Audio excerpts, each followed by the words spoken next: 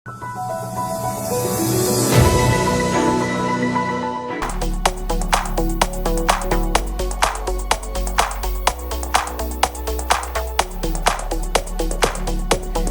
Dental college में शिक्षकों की भर्ती करनी होगी।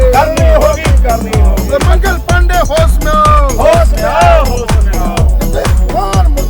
मुर्दाबाद।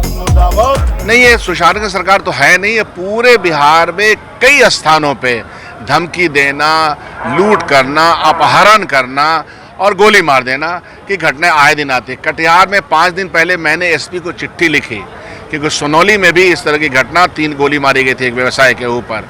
तो हमने चिट्ठी लिखी कि एसपी साहब, लॉ एंड ऑर्डर कटिहार जिले का बिगड़ रहा है। तो होता क्या है कि जब थाने बिकने लगते हैं, जब तबादले में पैसों का खेल होने लगता है, तो भ्रष्टाचार और क्राइम एक साथ जुड़ जाता है। जब भ्रष्टाचार और क्राइम एक साथ जुड़ जाएगा तो जो क्रिमिनल्स हैं उनके ऊपर अंकुश खत्म हो जाएगा। बीजेपी कह रही है कि आपसी रंजिश का नतीजा। मैं वो नहीं जानता हूँ। आपसे वो तो संज्ञान में जब अनुसंधान होगा तो होगा। मर्डर हुआ ना, गोली चली ना, 5 दिन पहले सोनौली में भी व्यवसाय के ऊपर गोली चली थी ना। उसके पहले वहीं दुर्गा स्थान एक जगह है हमारे क्षेत्र में, वहाँ गोली चली थी ना। तो गोलियाँ चल रही हैं चारों तरफ। इकबाल ख़त्म हो गया, प्रशासन इकबाल से चलती है। तो सुशासन का इकबाल कुशासन में ख़त्म हो चुका है, धाराशाही हो चुका है। इसको एक्सेप्ट कर लें और आगे बढ़ें। की बात हो, मुखिया बनाने की बात हो, गरीबों को समर्पित है हमारी सरकार। जनसंख्या नियंत्रण कानून क्यों जरूरी है? जनसंख्या नियंत्रण कानून इसलिए जरूरी है कि जमीन संसाधन सीमित है, एक सीमा तक ही बोझ ले सकता है। हम सड़क, बिजली, पानी एक टोला तक पहुंचाते हैं, दूसरे टोला तक फिर दूसरा टोला बस जाता है। इसलिए चीन आज इतना विकास किया पॉपुलेशन कंट्रोल करके।